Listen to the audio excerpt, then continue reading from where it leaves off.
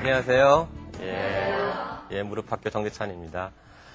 제가 지난 시간에 오늘날은 창의력이 참 중요한 시대다. 그러기 위해선 상상력이 필요한데 그 상상력을 키우는 중요한 통로 가운데 하나가 문학일 거다. 이런 말씀을 드렸어요. 그랬더니 시청자 한 분께서 문의를 해오셨더라고요. 우리 애가 맨날 엉뚱한 공상만 하고 앉았는데 그것도 괜찮은 거냐. 혹시 여기 계신 분들도 그런 고민 해보신 적 없으세요? 한번 말씀해 보시겠어요? 저희 중학생인데요. 공상만 하면 좋아하고 아직도 사이버 세상에서 이렇게 빠져나오질 못해서 걱정이거든요. 예, 걱정은 되시겠어요. 그런데 어머니가 그 정도면 에디슨 엄마는 얼마나 속상했겠어요. 그 병아리 부화시키겠다고 달걀 품고 앉았었는데 그래도 그 덕분에 에디슨이 존재했죠, 그죠?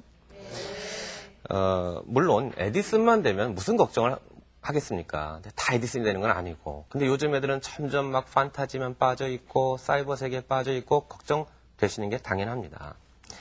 그런데 사실은 이 상상력이라고 하는 게요.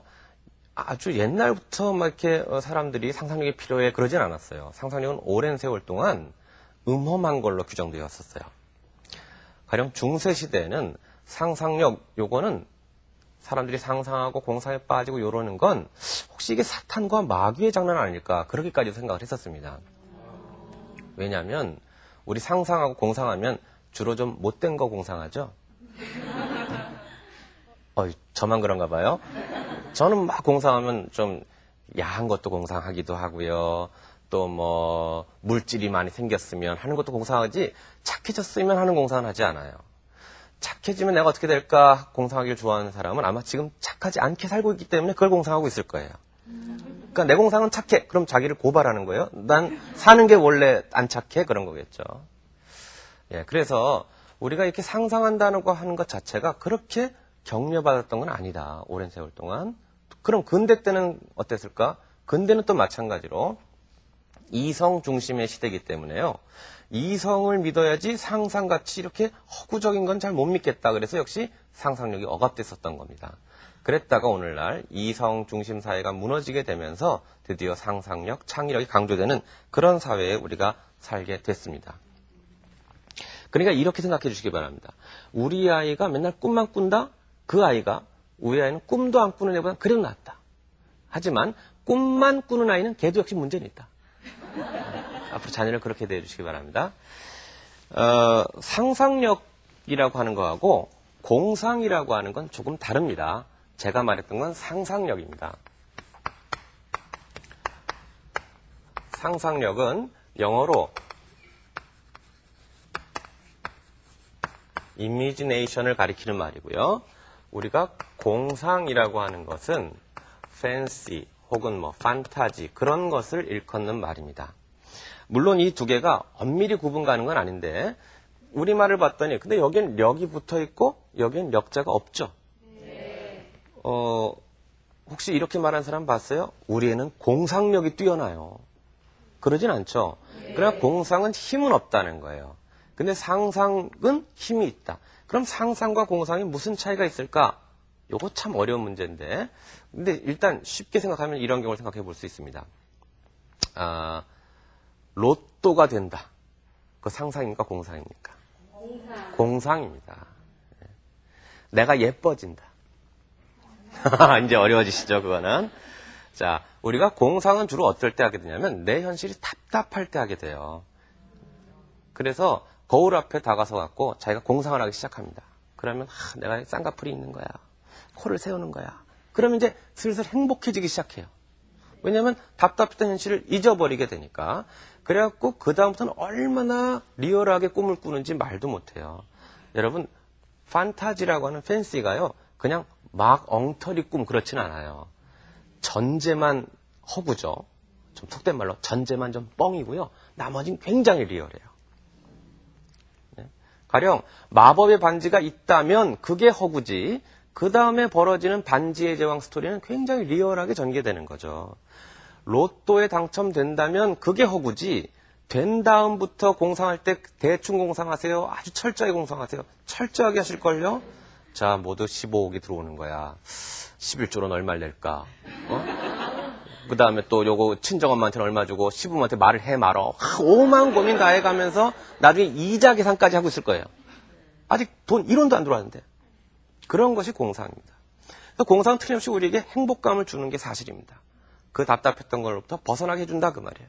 근데 문제는 이것이 내가 갇혀있는 이 문제 그 자체를 해결해 주는 건 아니다. 그래서 공상은 깨고 나면 슬픕니다. 그죠? 차라리 꿈이나 꾸지 말걸. 로또 생각은 왜 해서 이 월급 봉투 보니 더 한심한 거죠. 거울 보고 그냥 이러고 살자 그랬으면 되는데 괜히 예뻐지는 거 생각했다가 깨보니 현실은 하나도 안 변하고 그 모습 그대로 있지 않습니까? 그래서 공상은 우리 세상을 변혁해 주지는 못한다.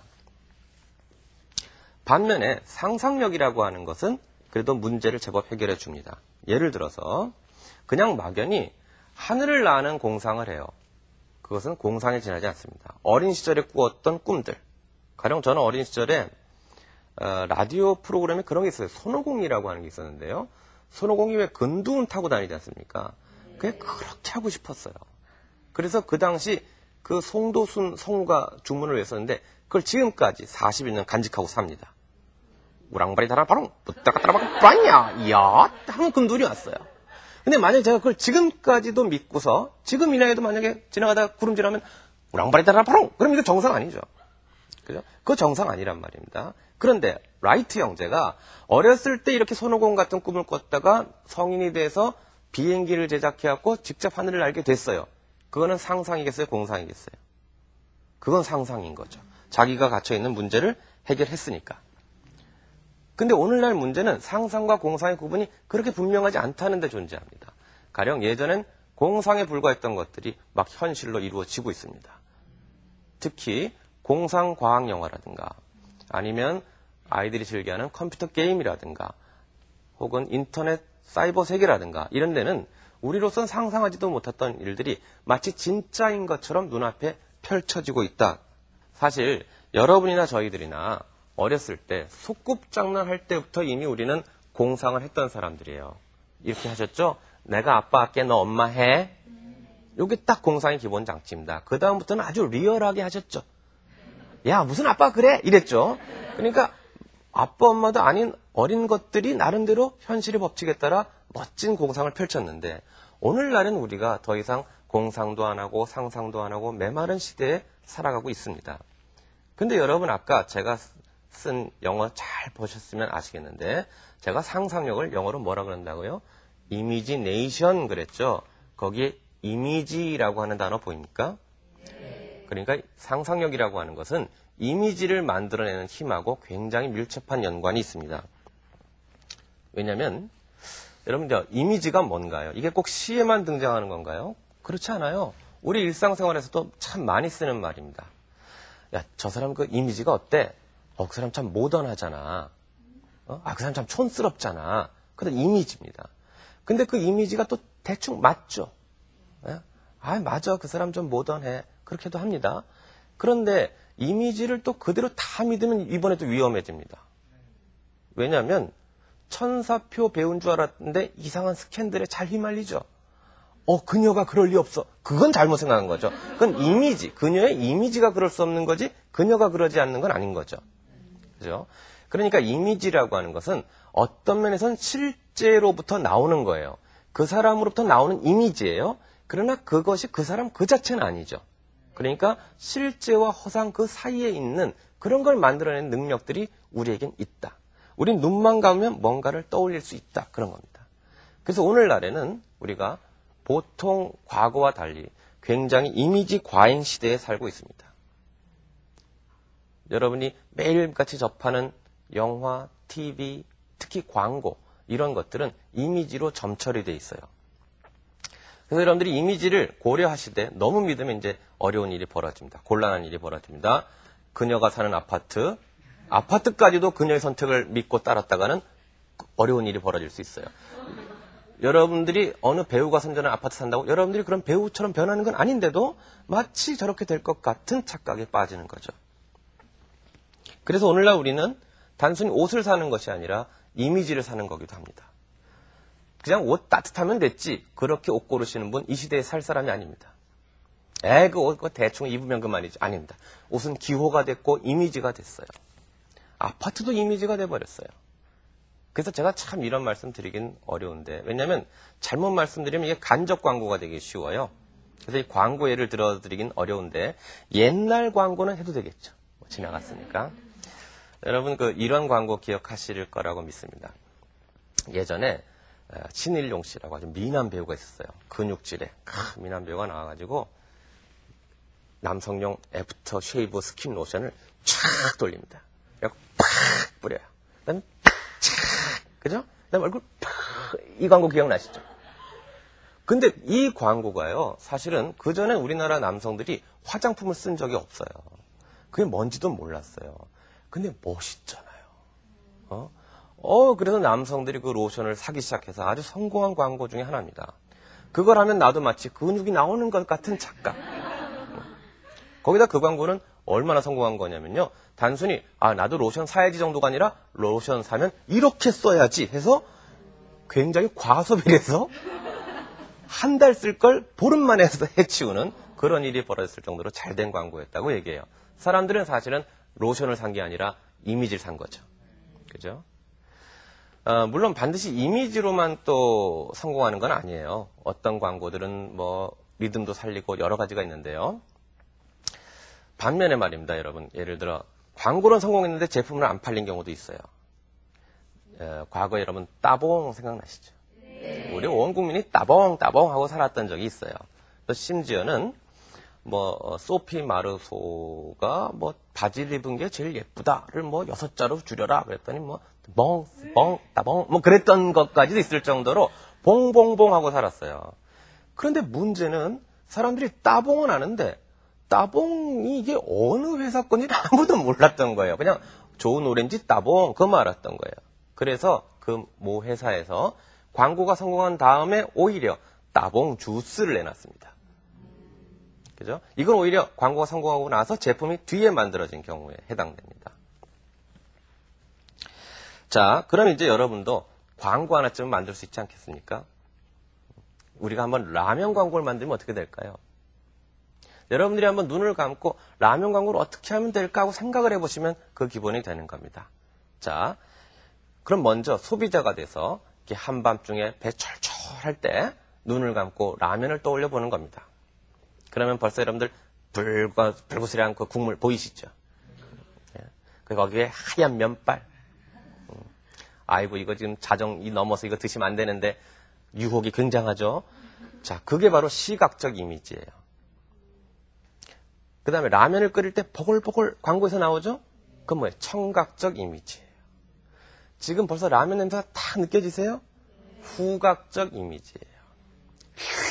라면의 맛, 미각적 이미지. 면발이 촉각적 이미지. 그러니까 광고는 우리의 이미지를 가능한 한 극대화시켜서 우리를 막 움직이게 만든다 그 말이에요. 그러니까 여러분도 라면 광고 만들면 됩니다. 그리고 이제 라면에 적절한 이름만 하나 멋있게 시처럼 지으시면 돼요. 이 몸이 공주라면 그런 거. 자매품 무수리라면도 있습니다. 그런 거 하나 만드시면 되는 거예요. 그런 것이 광고인데요. 광고 정도만 알아도 우리가 이미지 공부하기는 충분합니다. 근데 만일 제가 여러분들에게 라면 같은 것이 아니라 예컨대 눈 내리는 밤의 전경, 눈 내리는 밤의 이미지를 한번 나타내봐라. 그럼 어떻게 하시겠어요? 여러분 혹시 70년대 통기타 가수로 유명한 송창식 씨 다 아시죠? 네. 그 송창식이 군대 들어가기 전에 이병 그 통지서를 받고서 과연 군대 가도 노래를 계속 할 수 있을까 하고 고민하면서 통기타 가수를 이것으로 끝내겠다 정도의 강한 마음을 먹고 만든 노래가 있습니다. 밤눈이라고 하는 노래인데요. 자, 우리 한번 그 가사를 음미해 가면서 과연 어떤 노래인지 한번 들어볼까요?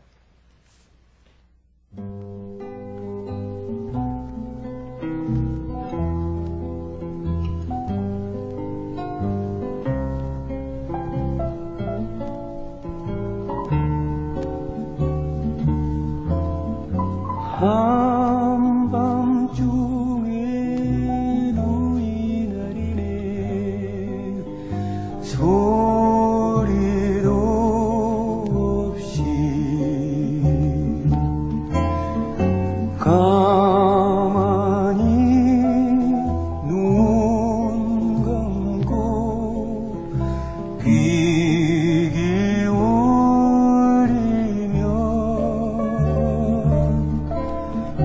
까마득히 먼 데서 눈 막는 소리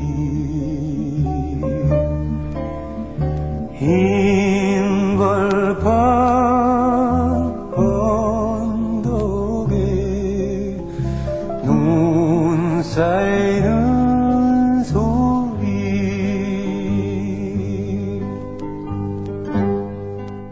어떠세요? 가슴 억장 무너지죠? 옛 추억도 떠오르실 거고, 특히나 이렇게 더운 여름날 밤에 들으니까 오히려 더 눈도 떠오르고 좋은 것 같아요. 사실 아까 작사자의 최영호라고 나왔지만 최영호는 최인호 소설가 아시죠? 예, 그분의 동생입니다. 그래서 최인호 씨의 회고에 의하면은 사실은 최영호 씨가 모티브를 줘서 소설가 최인호가 고등학교 졸업식 전날 밤을 새워서 쓴 시가 바로 이 노랫말이라고 해요. 그것을 송창식이 곡을 붙인 거죠. 그리고 이 곡에 대해서 40대 문인들이 각별한 또 애정을 갖고 있어요. 그래서 일설에는 소설가 신경숙 씨, 그리고 시인 조은 씨가 이명세 감독 있죠. 왜 인정사정 볼 것 없다. 그런 영화도 만드셨던 분인데 그분이 초창기에 첫사랑이라고 하는 그 영화가 있습니다. 그래서 그 삽입곡으로 추천했을 정도라니까 누구나 다 첫사랑 그 시절로 돌아가 보면 눈 내리는 밤에 그 정경 그거 옛날로 돌아가고 싶은 마음이 들었을 거예요. 그러면 지금 송창식이 얘기하고 있는 건 뭘까요? 눈 내리는 밤에 그 고요한 정경이죠. 그런데 눈 내리는 밤을 어떻게 얘기했냐면 한밤중에 눈이 내리네 소리도 없이 이렇게 표현했습니다. 이것과 똑같은 아주 유사한 정경을 시인 김광규는 또 어떻게 시로 노래했을까? 우리 같이 한번 비교해 보면서 들어보도록 하겠습니다.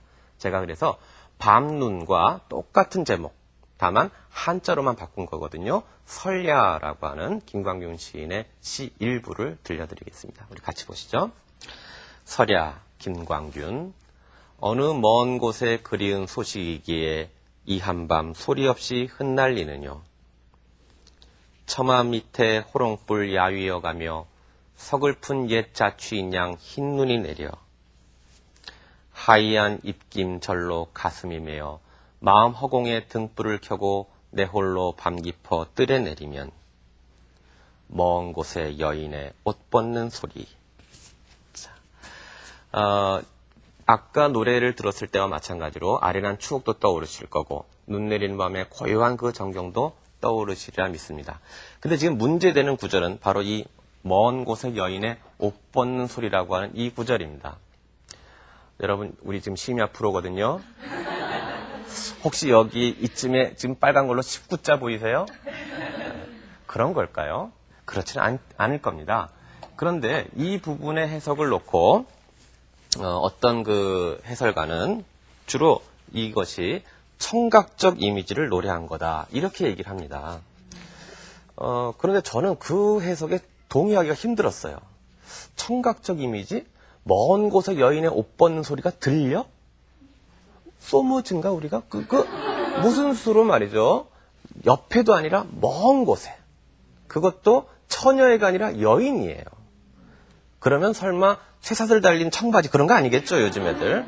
적어도 우리가 연상하는 건 하얀 속옷이라든가 그런 우아한 옷차림을 생각하기 쉽지 않습니까? 그러니까 사실은 여인의 옷 벗는 소리가 들린다, 그래서 청각적 이미지다라고 하는 건 제가 보기엔 이 시를 잘못 이해하고 있는 것 같습니다. 그건 넌센스입니다. 여러분, 우리가 주목해야 될 건요. 이 시인은 눈 내리는 밤을 놓고 다른 어떤 것보다도 소리 없다는 점에 주목하고 있죠. 여러분이 가령 눈 감고 시를 쓰라 그러면은 하얗다, 순결, 순수 이런 것 등등을 얘기할 수도 있는데 지금 김광균 시인은 어디에 주목한 거예요? 눈은 소리가 나지 않는다. 거기에 지금 주목하고 있는 겁니다. 실제로 눈 내리는 밤은 참 고요합니다. 이건 과학적으로도 설명할 수 있는데요. 눈이 소리를 잡아먹어요. 왜냐하면 눈의 결정 구조가 이렇게 육각형으로 되어 있다는 거 들어보셨죠? 그게 마치 여러분 그 무슨 콘서트장에 방음벽 보게 되면 울퉁불퉁한 걸 해놓은 것처럼 소리를 흡음시켜요. 그래서 실제로 눈 내리는 밤은 고요합니다. 그래서 이런 추억들이 있으실 거예요. 나가봤더니 어머 눈 왔네? 그죠? 비는 안 그렇죠. 비는 밤비 내리면 소리가 들려요. 그러니까 밤비 내리면 영동교를 가셔야 되고요. 밤눈 그러면 이제 서야의 먼 곳에 여인의 옷 벗는 소리 들어보셔야 됩니다. 그런데 송창식의 노래나 김광균의 설야나 지금 다 눈 내리는 밤에 그 소리 없음을 표현하고 싶은데 송창식은 어떻게 했냐면 한밤중에 눈이 내리네 소리도 없이 라고 이렇게 풀어서 말을 했고요. 김광균은 그거를 이미지로 보여주고 싶었던 것 같아요. 그런데 문제는 세상에 있다는 건 보여주기 쉬운데요. 없다는 걸 증명하기는 참 어려워요. 내가 그 사고 쳤어. 그건 차라리 쉬운데 내가 안 했어는 참 아무도 안 믿어주고 그걸 증명하기란 너무너무 어렵잖아요. 그러니까 소리가 난다라고 하는 건 뭐 시냇물이 절절절절 흘러갑니다. 이럴 수는 있겠는데 소리가 안 난다는 건 어떻게 시로 표현하겠어요? 시냇물이 소리도 없이 이것밖에 길이 없잖아요. 그러니까 있는 걸 묘사하는 게 아니라 없는 걸 묘사할 땐 그럼 어떻게 해야 될까? 자, 이 대목에서 여러분 제가 또 광고 하나 들어갑니다. 예전 광고, 우리나라 그 광고사에서 아주 중요한 그 광고 작품이 하나 있는데 그게 바로 용각 광고예요. 그게요, 원래 제품의 그 기본 개념이 어떤 거였냐면은 이게 분말가루로 돼 있어요. 그런데 사람들이 분말가루에 대해서 아주 그 공포심과 혐오감이 있었단 말이에요. 그래서 이 광고의 기본 컨셉은 뭐냐면은 아주 미세한 분말가루다. 그거를 얘기해주고 싶었어요. 그래서 집어넣기만 하면 녹는다 하는 거였는데 그걸 이 광고가 어떻게 카피를 만들었죠? 이 소리도 아닙니다. 이 소리도 아닙니다. 사실 그 용각 거기 보게 되면 이렇게 하얀 은색과 열고 나면은 플라스틱 숟가락이 하나 있었죠. 고개 내는 소리, 이 소리가 아닙니다. 그랬단 말이에요. 그러면서 용각 소리가 나지 않습니다. 그러니까 소리가 나지 않는다는 걸 얘기해 주기 위해서 숟가락 소리를 동원한 거죠. 그죠? 마찬가지로 한때 자동차 시끄럽기로 유명했던 제품이 있었는데 이게 갑자기 조용해진 제품으로 성공적으로 만들어냈다. 그게 바로 대우 레간입니다. 근데 이 차도 성능을 설명해 줄 때 조용합니다. 그렇게 얘기할 수가 없어요. 소리가 안 납니다. 그렇게는 광고할 수 없는 거예요. 그래서 정작 이 광고는 어떻게 되냐면은 차가 달리는데 어디서 개구리 소리가 들립니다. 즉 소리가 안 나는 걸로 광고를 하는 것이 아니라 소리가 나는데 저 잡소리가 들릴 정도로 조용합니다로 설명하는 거죠. 그럼 여러분 이제 그 레간 광고에 나왔던 저 개구리가 바로 먼 곳의 여인의 옷 벗는 소리라는 거 이제 아시겠어요? 그러니까 광고나 이미지나 사실은 똑같은 기법을 택하고 있어요. 이미지로 한번 우리 세상을 구현해보자 하는 거죠. 그래서 여러분들이 이 눈 내리는 정경의 밤, 그 이미지를 이 시를 통해서 잘 이해해 주셨으면 좋았는데 근데 반드시 눈 내리는 겨울밤이 좋고 아련한 추억만을 떠올리는 건 아니겠죠. 누군가에겐 아픈 추억도 담겨 있었을 겁니다. 예를 들어서 우리나라 시에서 이미지의 가장 대가로 알려진 분이 정지용 시인입니다. 여러분들은 주로 뭘로 아시냐면은 이동원이 곡을 붙여 부른 향수란 노래로 알고 있어요. 왜 넓은 벌 동쪽 끝으로 이렇게 흘러가는 거 있잖아요. 그럼 정말 옛 고향이 떠오르는 것 같고 특히 전 이 부분이 좋아요. 얼룩배기 그럼 정말 얼룩배기 황소가 나오는 것 같아요. 그 황소가 어떤 울음을 울었다고요? 해설피 금빛 게으른 울음. 울음소리를 금빛에 묘사하니까 참 기가 막힌 걸 드러내죠. 그런데 이 정지용 시인에게도 가슴 아팠던 추억이 있습니다. 그건 뭐냐면 어린 자식을 폐렴으로 그만 잃고 맙니다.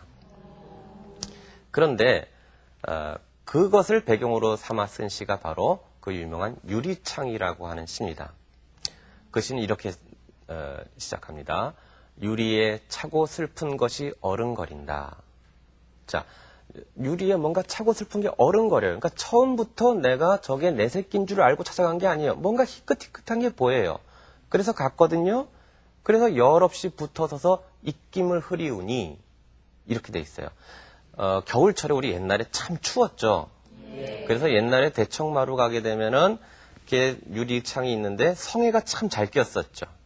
그리고 그 성에를 보다 보면 마치 뭔가의 표상인 것 같고 상징인 것 같은 그런 그림이 그려질 때도 많았잖아요. 아마 신이 그걸 착각했던 것 같습니다. 그래서 저기 뭔가 있는 것 같네 해서 유리에 차고 슬픈 것이 어른거려서 열 없이 그냥 냉정하게 붙어서 입김을 하고 흐렸단 말이에요. 근데 이게 입김이라고 하는 것은 생명을 부여하는 그런 이미지를 갖고 있죠.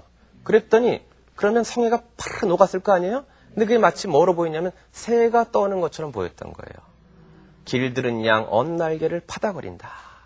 근데 여기서 중요한 게 길들은 양 언날개를 파다거린다. 이게 무슨 말일까요? 여러분들 동네 강아지가 많아요. 근데 우리 강아지인지 어떻게 할 수 있죠? 내가 나타나면 꼬리 치는 놈이 우리 강아지죠. 그런 것처럼 이 새가 길들은 양 날개를 파다거리는 거예요. 아빠 저예요. 그러니까 지금 시인의 가슴이 찢어지는 겁니다. 아들을 묻고 돌아왔는데 어느 날 겨울밤 눈 내리는 밤 창가 성에 낀 곳을 바라봤더니 뭔가가 떨리고 있는데 그게 내 자식인 거예요. 그때서부터 갑자기 지우고 보고 또 지우고 보아도 이러면서 하는데 지우면 지울수록 성에는 어떻게 될까요? 사라져서 날아가 버리겠죠. 그래서 그 안타까운 마음을 노래한 것이 지우고 보고 지우고 보아도 새까만 밤이 밀려나가고 밀려와 부닥치고 물 먹은 별이 반짝 보석처럼 박힌다 하면서 맨 마지막에 너는 산새처럼 날아갔구나 하는 아픈 마음을 얘기합니다.